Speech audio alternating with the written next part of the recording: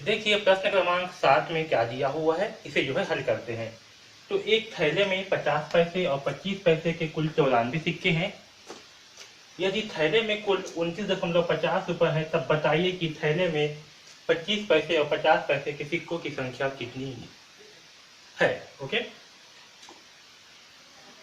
तो प्रश्न में क्या दिया, एक थैला है, उसमें जो है 50 पैसे और 25 पैसे के कुल 94 सिक्के हैं और उन सिक्कों का मूल्य कितना दिया हुआ है हमें, 29.50 रुपये। तो हमें जो है ये बताना है कि सिक्कों की संख्या में 50 पैसे और 25 पैसे के कितने सिक्के हैं। ओके, तो चलिए इसे जो है हल करते हैं। देखिए हम जो है सबसे पहले मान करके चलते हैं, क्या मानते हैं कि थैले में 50 पैसे के कितने सिक्के हैं, एक से सिक्के। ओके, माना 50 पैसे के सिक्कों की संख्या, 50 पैसे के सिक्कों की संख्या, तो 50 पैसे के सिक्कों की संख्या कितनी है, इसे हम x से मान लेते हैं। ओके, और 25 पैसे के सिक्कों की संख्या को y मान लेते हैं। ओके, तो हमने क्या माना, 50 पैसे के सिक्कों की संख्या को x और 25 पैसे के सिक्कों की संख्या को y। ओके, अब देखिए प्रश्न के अनुसार क्या होगा।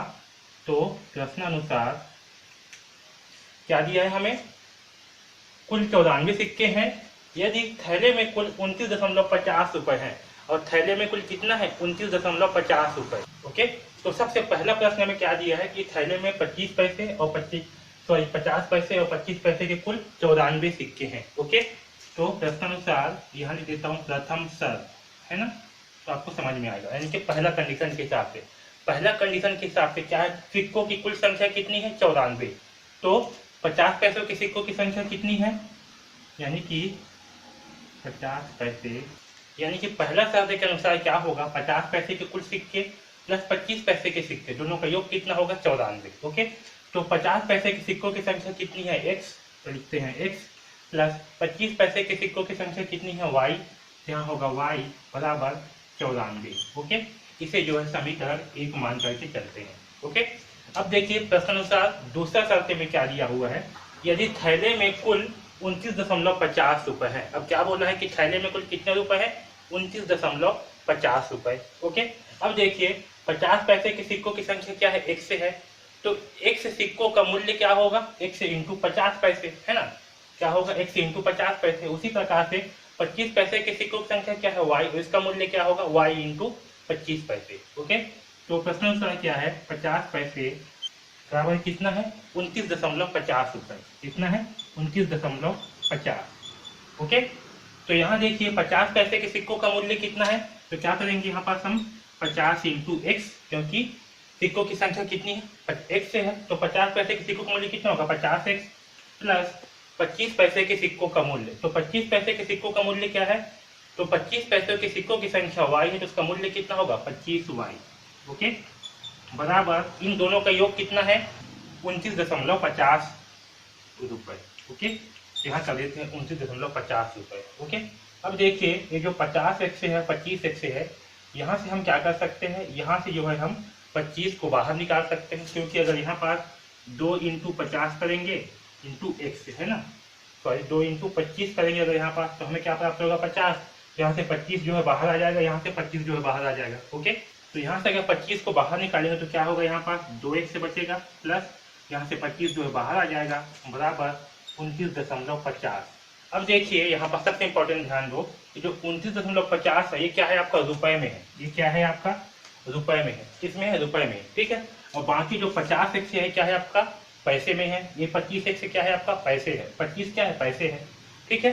तो इसे भी हम क्या करते हैं, पहले जो है पैसे में कन्वर्ट कर देते हैं। ओके, तो देखिए क्योंकि 1 रुपये बराबर कितने होते हैं, 100 पैसा। ओके, इसलिए 29.50 रुपये बराबर क्या होगा, तो 29.50 इंटू 100, ठीक है। और जब 100 से गुणा करेंगे तो पहले क्या करेंगे, जो एक संख्या है, एक का गुणा जो है इन सभी के साथ कर लेंगे, तो एक का गुणा जब इन सभी से होगा तो क्या प्राप्त होगा हमें, 29.50, इसके आगे जो है 2 जीरो लगा देंगे। ओके, अब देखिए ये जो ऊपर का जो गुणा है, इसमें दशमलव कितनी संख्या के बाद लगा हुआ है, इसमें दशमलव जो है 2 अंकों के बाद लगा हुआ है, इसलिए आंसर में भी क्या होगा, दशमलव जो है 2 अंकों के बाद में लगेगा, ठीक है। तो हमें प्राप्त होगा 2950 पैसे, ठीक है, क्योंकि दशमलव के बाद जीरो का कोई वैल्यू नहीं होता, इसलिए जीरो को मैं हटा दे रहा हूँ। तो हमें क्या प्राप्त होगा, 2,950 पैसे। ओके, आया समझ में। तो 29.50 रुपए का मान कितना होगा, 2,950 पैसे। ठीक है, अभी से आगे हल करता हूँ।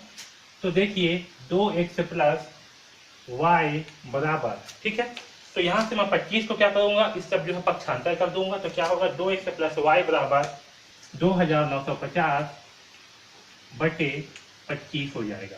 ओके, आया समझ में इतना। अब देखिए 2,950 को जो है 25 से भाग करते हैं। ओके, तो चलिए इसे भाग करते हैं। तो 25 से कम 25, ओके, घटाएंगे तो कितना आएगा, 9 में से 5 घटाएंगे तो आएगा 4, 2 से 2 गया कैंसर, यहाँ तो आएंगे 5 को। ओके, 25 से कम 25, ठीक है, हटाएंगे आएगा 0, 4 से 2 गया बचेगा 2।